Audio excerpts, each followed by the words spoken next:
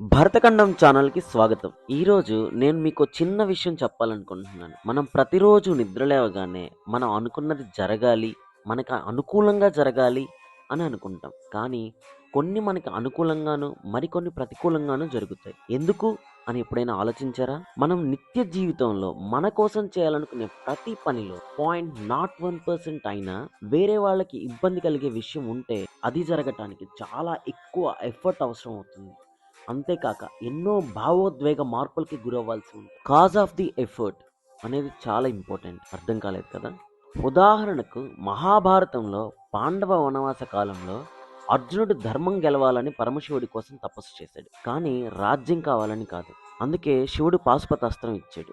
అలాగే ధర్మరాజు ధర్మకార్యాలు ఎలా నిర్వర్తించాలి అని బాధపడ్డాడు. రాజ్యం పోయిందని కాదు. అందుకే సూర్య భగవానుడు అక్షయ పాత్ర ఇచ్చాడు. నకుల సహదేవులు మూలికలతో వైద్యం నేర్చుకున్నారు. దుర్యోధనుడి మీద పగని పెంచుకోలేదు. అందుకే వైద్యులు కాగలిగారు. అలాగే భీముడు వీళ్ళందరికీ తోడుగా ఉన్నాడు. అంటే ధర్మానికి తోడుగా ఉన్నాడు. కానీ అంతే శౌర్యం ఉన్న కర్ణుడు అదే కాలాన్ని దుర్వినియోగం చేసుకున్నాడు.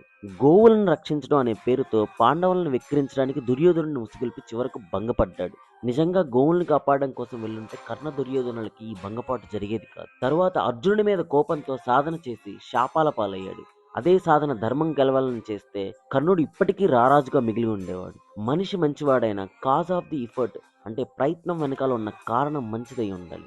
అందుకే కర్ణుడు ఓడిపోయాడు, అర్జునుడు గెలిచాడు. Never stop fighting but fight for a right cause is always important. ప్రయత్నించడం ఆపకు, కానీ అది ధర్మం కోసం అయ్యి ఉండాలని మర్చిపోకు. ఇలాంటి మరిన్ని ఇంట్రెస్టింగ్ కాన్సెప్ట్స్ కోసం ఛానల్ని సబ్స్క్రైబ్ చేసుకోవడం మర్చిపోకండి.